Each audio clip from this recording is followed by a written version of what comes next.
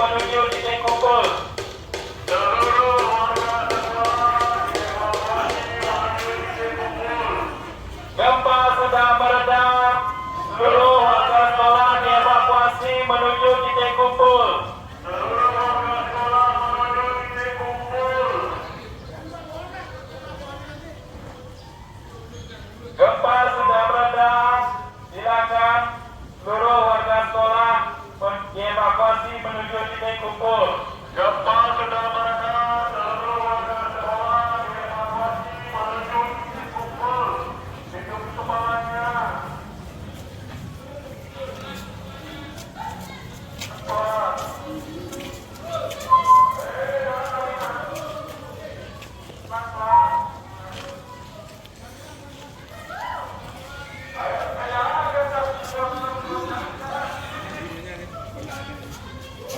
Jangan masyarakat berjalan di halaman dinasti sekolah.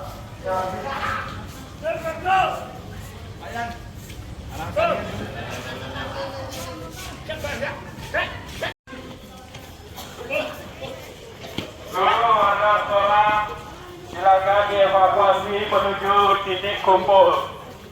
Sekolah dievakuasi menuju titik kumpul.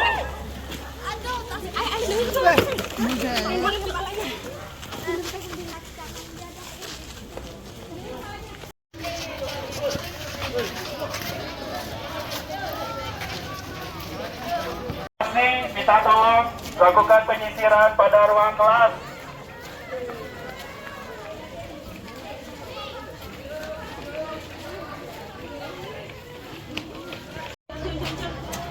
Oke, sudah. Minta tolong TP3K. Tolong tangani ada satu korban.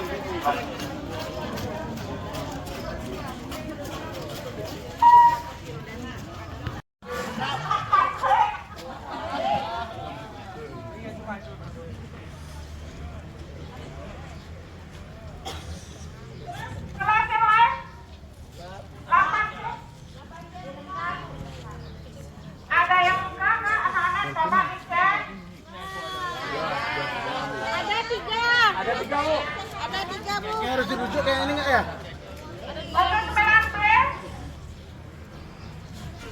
Pak Arim, saya pegang Pak Arim, minta tolong telepon Pak Arim. Perlu dirujuk nih biar bisa dilaporkan. Telepon orang tua aja dulu. Ya, telepon orang tuanya dulu. Biar ada pemberitahuan dulu. Tadi Bu, ini anaknya tertimpa gini, kursi, jadi kita minta tolong bisa ke sekolah. Kami tunggu di sekolah nih. Untuk tim pertolongan pertama, Salika, untuk anak-anak luka, silakan dirawat. Selamat pagi Bu, kami sudah dengar. Selamat pagi Bu, kami dari sekolah. Ini anaknya Ibu tadi sudah digempa, Ibu ada luka. Mohon Ibu sekarang dirawat dokter. Kami tunggu. Terima kasih Bu.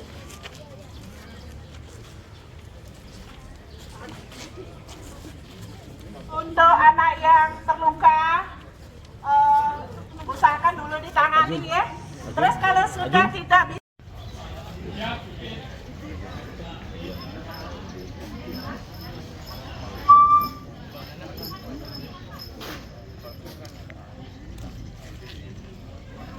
Pak Taufik, untuk ruangan, kondisi ruangan, kira-kira bagaimana?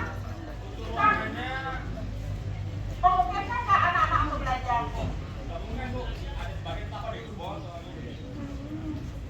Kalau ada beberapa siswa kita yang perlu ditangani lebih lanjut, ya saya minta KS ya hubungi.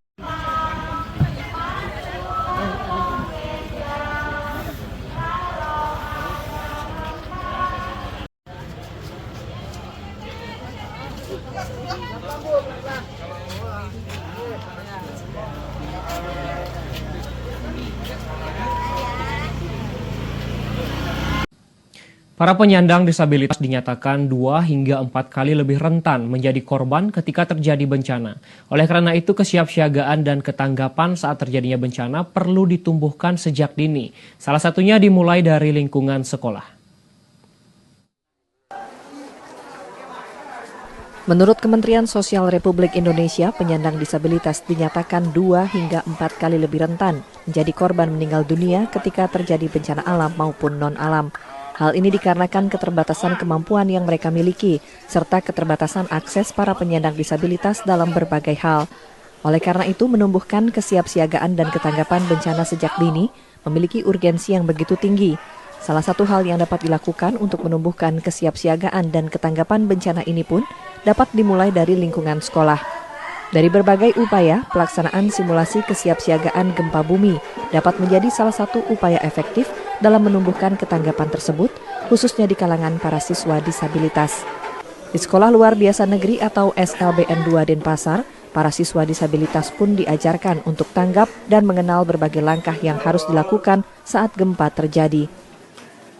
Saya kira semua sudah tertib dari mulai dinyatakan ada bencana gempa, jadi anak-anak tidak panik, bisa keluar melalui jalur evakuasi yang sudah ditentukan menuju assembly point dan di sana berbaris dengan rapi menunggu arahan daripada insiden komandernya yang ada di sana, sehingga ya boleh dikatakan hampir sudah mendekati. Kalau kendala pasti ada, terutama kan mereka tidak mendengar kan, jadi seandainya terjadi gempa, instruksi apa yang harus dan tanda apa yang mereka harus pahami, begitu sih. Kalau untuk dengar sirine kan tidak mungkin anak-anak. Kalimat kita guru-guru dan di sekolah ada sediakan lampu untuk peringatan gempa. Nah itu memang sebenarnya bukan hanya simulasinya, tapi kesiapan sekolah gitu ya, dari guru-gurunya, pengetahuannya apa yang harus dilakukan untuk mendampingi anak-anak ketika terjadi, tapi juga secara keseluruhannya ada masalah regulasi, kemudian ada kurikulum di situ. Jadi sebenarnya yang teman-teman lihat simulasi ini bagian dari suatu program yang lebih besar lagi. Tidak hanya untuk menyelamatkan diri mereka, pelaksanaan simulasi yang dilakukan oleh puluhan siswa Sekolah Luar Biasa Negeri 2 Denpasar pada Rabu pagi tadi juga untuk mendorong pemenuhan hak anak dan kaum disabilitas di Bali. Sinta Andika melaporkan. Di lingkungan sekolah, tenaga pendidik pun ditekankan memiliki peran saat proses evakuasi dan penyelamatan para siswa. Dalam situasi bencana, anak atau siswa dengan disabilitas tergolong dalam kategori rentan. Oleh sebab itu, program penurunan risiko bencana yang inklusif sangatlah penting untuk memastikan kebutuhan para penyandang disabilitas juga diperhitungkan dalam tahapan perencanaan mitigasi risiko. Saat ini, program penurunan risiko bencana pun sudah mulai marak digalakan oleh pemerintah, pihak swasta hingga sekolah-sekolah di Bali. Kendati demikian, dengan keterbatasan yang dimiliki oleh para penyandang disabilitas, tidak dipungkiri perlu adanya langkah mitigasi khusus yang perlu dipetakan untuk menumbuhkan kesiapsiagaan bencana dan mengurangi risiko bencana. Di lingkungan sekolah, tenaga pendidik juga dinilai memiliki peran penting saat proses evakuasi dan penyelamatan para siswa. Hal ini mengingat adanya keterbatasan-keterbatasan tertentu, baik akses maupun komunikasi. Oleh karena itu, para tenaga pendidik didorong untuk sigap saat bencana terjadi. Nah tentu ini karena anak-anak disabilitas ada yang tunarungu. Nah tentu ini perlu ada penanganan khusus dalam hal komunikasi. Pasti ini ada tantangan ini, pasti ada tantangan.